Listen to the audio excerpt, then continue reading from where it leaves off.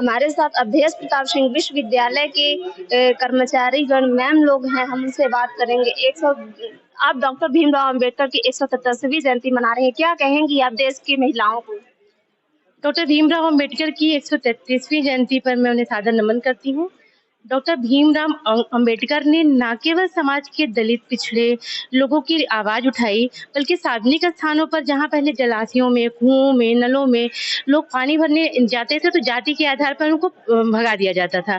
लेकिन वर्तमान समय में भीमराव अंबेडकर की जो प्रयास थे, जो उन्होंने दलितों के लिए किया, उससे ये हुआ कि आज कोई किसी से नहीं पूछता कि कौन है। आप मंदिर में जा सकते हैं, किसी भी सार्वजनिक स्थान पे आराम से आप यहाँ भी देख सकते हैं, कहीं कोई वो नहीं। और जहाँ तक बात रही महिलाओं की, तो महिलाओं के लिए तो उनका ये प्रयास था कि उनका ये कहना था कि महिला शिक्षित होगी तो पूरा समाज शिक्षित होगा। जिस राष्ट्र की अगर किसी भी राष्ट्र की यदि महिला शिक्षित हुई तो उस राष्ट्र को शिक्षित करने में देरी नहीं लगेगी। और वर्तमान समय में आप देखिए, जहाँ पहले लिंगानुपात कम था, वहाँ हमारे देश का लिंगानुपात सुधरा। हमारे देश में महिला शिक्षा में सुधार हुआ और वर्तमान में आप देख सकती हैं कि हमारे साथ महिला शिक्षिकाएं ज्यादा खड़ी हुई हैं और हर जगह महिलाएं अपना बराबर का हिस्सा दे रहे हैं। और जो आधी आबादी है हमारे देश की, वो आज कहीं न कहीं इन स्वतंत्रता संग्राम सेनानियों और विधिवेत्ताओं की वजह से, डॉक्टर भीमराव अंबेडकर की वजह से अपनी अच्छी स्थिति में है। और महिलाएं डॉक्टर भीमराव अंबेडकर के बारे में अपनी सच्ची श्रद्धांजलि अर्पित करती हूँ और कृतज्ञ राष्ट्र को अपनी की तरफ से अपनी श्रद्धांजलि उनको अर्पित करती हूँ और पूरे देश की तरफ से और हमारे देश की समस्त महिलाओं की प्रति जो उनकी श्रद्धा थी, उसके प्रति भी कृतज्ञता ज्ञापित करती हूँ और बहुत बहुत साधुवाद देती हूँ आज उनकी जयंती पर। धन्यवाद। बहुत बहुत धन्यवाद मैम। मैम, जहां आज महिलाएं चांद तक जा रही हैं, अंतरिक्ष में पहुंच रही हैं, राष्ट्रपति बन रही हैं, प्रधानमंत्री बन रही हैं, आईएएस ऑफिसर बन रही हैं, वहीं दूसरी तरफ आप ग्रामीण अंचलों में देखिए और कहीं भी शहरी क्षेत्र में भी हालांकि ऐसा है कि जहां महिलाएं आज डॉक्टर भीमराव अंबेडकर की नाम तक नहीं जान पा रही हैं, तो उनको आप क्या संदेश देना चाहेंगी? उन महिलाओं को क्या कहना चाहेंगी? अब तो थोड़ा-सा ऐसा है कि ऐसा नहीं है कि ग्रामीण अंचल में भी महिलाएँ शिक्षित नहीं हैं और अभी जब से इंटरनेट के ज़माने पे हर एक वर्ग की महिलाएँ यूट्यूब इस्तेमाल कर रही हैं, इंटरनेट पे सर्च करती हैं, तो उनको काफ़ी कुछ पुराना भी और अभी जो भी उनके वेलफेयर के लिए स्कीम चल रही हैं गवर्नमेंट के द्वारा, और तो उनको सब अवेयर हैं। उन सारी महिलाओं के लिए मेरा एक महिला शिक्षिका होने के नाते यही संदेश है कि शिक्षा के स्तर में सुधार के द्वारा ही उनके घर का विकास हो सकता है, उनके स्वयं का विकास हो सकता है, उनको संविधान और अपने अधिकारों की जानकारी होगी, वो अपने बच्चों को शिक्षित करेंगी। जब वो खुद शिक्षित होंगी, उनका घर और परिवार शिक्षित होगा, तो ऑब्वियसली समाज शिक्षित होगा। इसी संदेश के साथ मैं बाबा साहब भीमराव अंबेडकर को अपनी सच्ची श्रद्धा सुमन अर्पित करती हूँ। धन्यवाद। बहुत बहुत धन्यवाद मैम। मैम, क्या पूरा देश आज डॉक्टर भीमराव अंबेडकर की 177वीं जयंती मना रहा है, तो उन्होंने ऐसा क्या किया है कि आज पूरा देश उनको सुनना चाहता है, उनको प्रणाम कर रहा है, उनको धन्यवाद दे रहा है? कुछ बताइए। सबसे पहले तो उनको श्रद्धांजलि मैं अर्पित करती हूँ और ये जो आपने प्रश्न किया उसका सबसे बड़ा उदाहरण ये है कि हम अपने जीवांत में या अपने व्यक्तित्व में जब उनकी धारणाओं को अवधारण करेंगे तो अपने आप उनका जैसा व्यक्तित्व निखर के आएगा। उन्होंने हमेशा समाज का उत्थान किया है। समाज के चाहे कोई भी वर्ग रहा हो, खासतौर पे दलित वर्ग, उसके उत्थान के लिए हमेशा प्रयास किया है और शायद समाज में हर वर्ग में ये स्थित अगर सब उनके व्यक्तित्व को धारण कर ले तो कोई भी समाज में समस्याएं निर्धारित या के आने जो समस्याएं निराकरण हम इजिली कर पाएंगे। समाज में जहाँ तक भी अम्बेडकर बाबा जी की उनका अगर विचारधाराएं हम हर वर्ग में कहीं ना कहीं मीडिया के माध्यम से या कहीं में हम खुद में अगर आकलित करें तो हम समाज को एक बेहतर दिशा में ले जा सकते हैं। बहुत बहुत धन्यवाद। क्या कहेंगी आप? डॉक्टर भीमराव अंबेडकर की आज 177वीं जयंती आप मना रही हैं, क्या संदेश देना चाहेंगी देश की महिलाओं को, इस देश के लोगों को? डॉक्टर भीमराव अंबेडकर को सबसे पहले मैं नमन करती हूँ और उनकी इस जयंती पर समाज में महिलाओं की स्थिति उन्होंने ही सुधारी है। नहीं, महिलाओं को पढ़ाया नहीं जाता था, महिलाओं को कहीं जाने का अधिकार नहीं था। उन्होंने शिक्षा की तरफ आगे कई कदम बढ़ाए, उससे महिलाओं को शिक्षा प्राप्त हुई और अपने समाज में महिलाओं को एक अच्छी स्थिति प्रदान करवाई है और इससे भारत की नागरिकता में बहुत सुधार आई है। और मैं भीमराव अंबेडकर को बहुत बहुत नमन करती हूँ उनकी जयंती पे। बहुत बहुत धन्यवाद।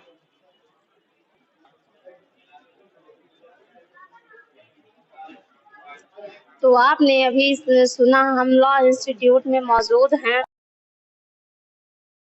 आज डॉक्टर भीमराव अंबेडकर जी की 133वीं जयंती मनाई जा रही है, बड़े ही हर्षोल्लास की। हालांकि आपको बता दें कि ये जयंती मनाई जाती है, लेकिन इस बार माहौल ऐसा है, 2024 के चुनाव को लेकर आचार संहिता लगा हुआ है, इस वजह से ये जयंती थोड़ा कम हर्षोल्लास से मनाई जा रही है। लेकिन ऐसा नहीं है कि लोगों के मन में हर्षोल्लास नहीं है, लोगों के मन में खुशियां नहीं है, वो बहुत ही धूमधाम से बहुत खुशियां मना रहे हैं। डॉक्टर भीमराव अंबेडकर की जयंती पर खुश हो रहे हैं, हर्ष उल्लास के साथ जयंती मना रहे हैं। ये बात अलग है कि 2024 के चुनाव को, आचार संहिता को लगा हुआ, उसको देखते हुए हालांकि इसको आकर नहीं जा सकता। हम और भी अवधेश प्रताप सिंह विश्वविद्यालय के कर्मचारी गणों से बात करेंगे।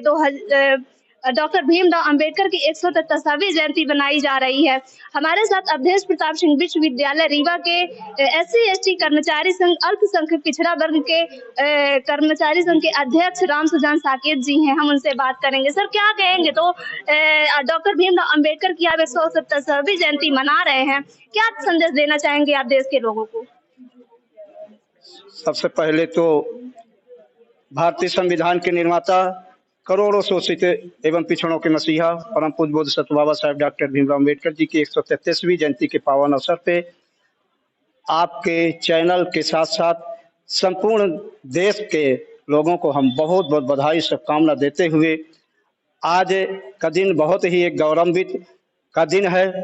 आज हम ऐसे महापुरुष की जयंती हम सब लोग मनाने के लिए यहाँ एकत्रित हुए हैं, जिन्होंने इस देश के समाज के लिए समता, स्वतंत्रता, बंधुत्व और न्याय आधारित भारतीय संविधान में कानून लिखा। बाबा साहब अम्बेडकर ने 26 जनवरी 1950 को, जब उन्होंने पूर्ण रूप से संविधान लागू करके और भारत के प्रथम प्रधानमंत्री पंडित जवाहरलाल नेहरू को उन्होंने सौंपा था, तो इस आशय से कि देश स्वतंत्रता के रूप में सभी वर्गों को एक अधिकार देगा। और वास्तव में देश और समाज संविधान से चलता है। संविधान नहीं होता तो शायद है कि आज इस लॉ इंस्टीट्यूट में हमारे जो एक शिक्षकगण हैं, हमारे अधिकारी हैं, कर्मचारी हैं, दलित, शोषित एवं पिछड़े वर्ग के कर्मचारी आज जो इस स्थिति पे खड़े हुए हैं, शायद है कि संविधान के बदौलत हम लोग यहाँ हैं। बाबा साहब अम्बेडकर ने जातिवाद, छुआछूत, भेदभाव को जीवन भर संघर्ष किया और उन्होंने सभी वर्गों को समता के रूप में जीने का अवसर दिया। बाबा साहब अम्बेडकर ने अपने जीवन में कई भाषाओं का ज्ञान रखा, कई अपने साहित्य के माध्यम से उन्होंने किताबें लिखी और किताब ही नहीं लिखी, कई विद्यालय और महाविद्यालय, विश्वविद्यालयों का संचालन उनके माध्यम से करवाया गया। आज अवधेश प्रताप सिंह विश्वविद्यालय में सबसे बड़ी खुशी की बात इस चीज की है कि भारतीय संविधान के ही बदौलत हमारे अवधेश प्रताप सिंह विश्वविद्यालय के प्रशासन के माध्यम से 16 प्रोफेसरों की नियुक्ति हुई है, जो हमारे लिए और समाज के लिए बहुत गौरवान्वित की बात है। आने वाले समय में भी हम आशा करेंगे कि इसी गति से जो भी अभी पद रिक्त हैं, वो सारे पदों को भरने की कोशिश विश्वविद्यालय प्रशासन के द्वारा किया जा रहा है। उसके लिए भी हम अपने SC/ST OBC माइनॉरिटीज कर्मचारी संघ की ओर से ये आशय के साथ बधाई, शुभकामना देते हैं कि आने वाले समय में जो भी कमियां हैं कर्मचारियों की, शिक्षकों की, निश्चित तौर से वो पूर्ति की जाएगी। अभी अति शिक्षक के रूप में हमारे बीच में बहुत सारे अध्यापक अपना काम कर रहे हैं। निश्चित तौर से यदि जो भी पद अभी रिक्त है, ऐसे अवसर आते हैं तो आने वाले समय में ऐसे अति शिक्षकों को भी लाभ मिलेगा। आज़ादी को 75 साल हो गए हैं सर, और जहाँ तक मेरा मानना है तो अभी तक इस इंस्टीट्यूट में डॉक्टर भीमराव अंबेडकर की प्रतिमा नहीं थी। तो ऐसा क्या वजह रहा? किसके अथक प्रयासों से आखिर ये प्रतिमा लगाई गई? क्या वजह रही है? ये सही बात है कि अवधेश प्रताप सिंह विश्वविद्यालय में भारतीय संविधान के निर्माता बाबा साहब डॉक्टर भीमराव अंबेडकर जी की प्रतिमा स्थापित न होना, ये एक चिंता का विषय हमारे संगठन के लिए और विश्वविद्यालय के माननीय प्रशासन के लिए भी था। और ये प्रतिमा की मांग कई वर्षों से निरंतर चली आ रही थी। उसकी प्रतिपूर्ति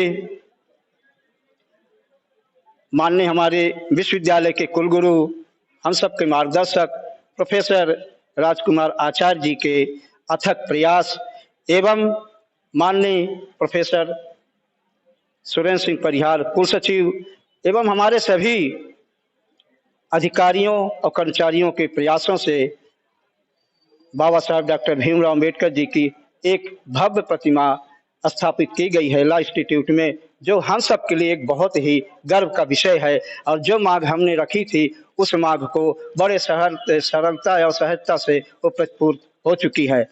हमें आज 133वीं उनकी जयंती के अवसर पे संकल्प लेने का दिन है, जिन्होंने पूरे देश को, सभी वर्गों को एक साथ एक समाज के रूप में उन्होंने बांधने का काम किया है। कहीं न जाति, न पात, न छुआ, न छूत, न भेदभाव, कभी ऐसा उन्होंने किसी भी साहित्य में और खासतौर से भारतीय संविधान में नहीं रेखांकित किया है। और उसी का नतीजा है कि आज हम सब एक साथ बराबर होकर, कंधे से कंधे मिलाकर हम एक साथ रह रहे हैं। चाहे ऑफिस का मामला हो, चाहे किसी घर का मामला हो या पारिवारिक कार्यक्रमों में हो, हम देखते हैं कि बहुत अच्छा मान सम्मान हमें आज इस बाबा साहब के दिए हुए संविधान की बदौलत मिल रहा है। तो ये सबसे पहली जो हमारी मांग थी, बाबा साहब की प्रतिमा स्थापित हुई। दूसरी, हमने काफ़ी लड़ाई लड़ा और आज भी लिखना पढ़ना शुरू किया हूँ कि जो प्रोफेसरों के शिक्षकों की कमी थी वो प्रतिपूर्ति लगभग थोड़ा बहुत हो चुकी है। आने वाले समय में जो पद रिक्त हैं, तृतीय चतुर्थ टेक्निकल, नॉन टेक्निकल, इन पदों को तत्काल विश्वविद्यालय के माननीय कुलपति कुल सचिव महोदय जी के द्वारा प्रतिपूर्ति की जाएगी, ऐसे मुझे उम्मीद है और आशा है। और इसमें पर्टिकुलर SC ST OBC का मामला नहीं है, बैकलॉग का तो होता है, लेकिन इन पदों की यदि प्रतिपूर्ति होती है तो सभी वर्गों को इसका लाभ मिलेगा, ऐसा मैं मानता हूँ। बहुत बहुत धन्यवाद सर आपका। अभी आपने राम सुजान साकेत जी को सुना, उन्होंने बताया कि किस तरह से इस लॉ इंस्टीट्यूट में, जो कि एक संस्थान है, एजुकेटेड संस्थान है, तो यहाँ प्रतिमा नहीं थी और कुलपति जी के और कर्मचारी संघ के अध्यक्ष जी और भी पदाधिकारियों के अथक प्रयासों से यहाँ पे प्रतिमा लगाई गई और आज यहाँ पे बड़े ही धूमधाम से हर्षोल्लास के साथ बाबा साहब की 143वीं जयंती मनाई जा रही। हम और भी पदाधिकारी कर्मचारीगण से बात करेंगे डॉक्टर भीमराव अंबेडकर जी की 143वीं जयंती। हमारे सर क्या कहेंगे सर, देश के लोगों को क्या संदेश देना चाहेंगे, इस समाज के लोगों को क्या संदेश देना चाहेंगे डॉक्टर भीमराव अंबेडकर जी की 143वीं जयंती? बहुत बहुत धन्यवाद। मैं बाबा साहब की जयंती के पावन अवसर पर मैं चाहूँगा, देश के लिए मेरा मैसेज है कि जिस तरह से आज़ादी की उम्र बढ़ रही है, वैसे आबादी की भी संख्या बढ़ रही है।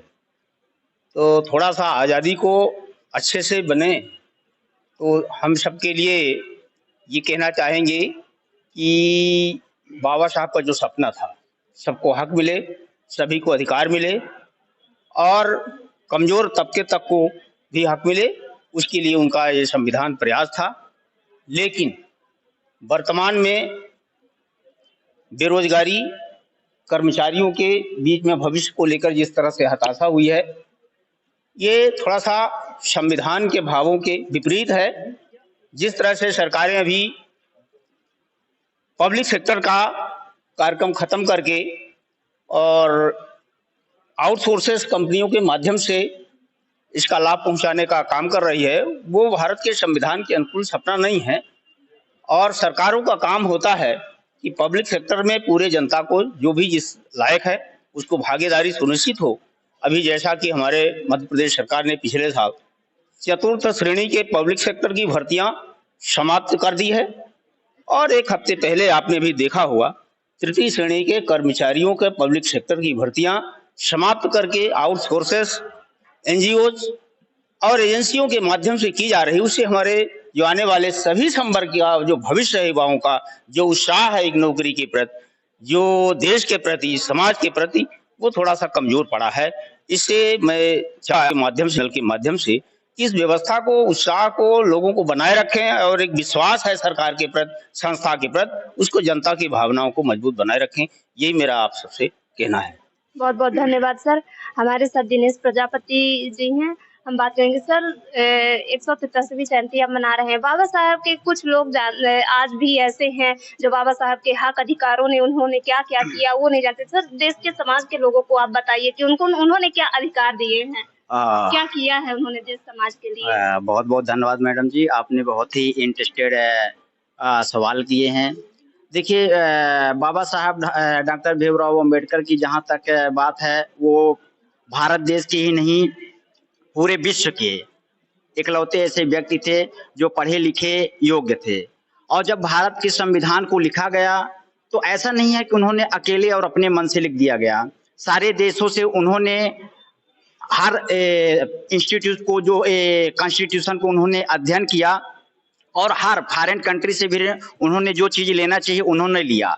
जब उन्होंने देखा कि हमारे भारत देश में हमारे SC ST OBC की दशा कैसी है, दुर्दशा कैसी है, छुआछूत की परंपराएं थी, तो उनको एक स्तर पे कैसे ले आना है, इन सब चीजों को उन्होंने अध्ययन किया और अध्ययन कर करके ही भारत का संविधान लिखा। और भारत के संविधान में सभी वर्गों को, खास तौर से आज आपने ये न्यूज रिपोर्टर का काम कर रहे हैं, तो शायद अगर भारत के संविधान में बाबा साहब भीमराव अंबेडकर जी ने अधिकार ना दिया होता तो शायद आज आप भी न्यूज रिपोर्टर का कार्य ना किए होते। तो कहीं ना कहीं हमारे भारतीय संविधान में डॉक्टर भीमराव अंबेडकर जी ने महिलाओं को भी आगे बढ़ाने के लिए ऐसे हक और अधिकार दिए हैं, जिसके कारण आज आप न्यूज रिपोर्टर इंस्टीट्यूट में टीचर्स का सुखोई विमान, ट्रेन, पायलट, आज ऐसा कोई फील्ड नहीं बचा है जहां पर हमारी महिलाएं अग्रणी ना हो।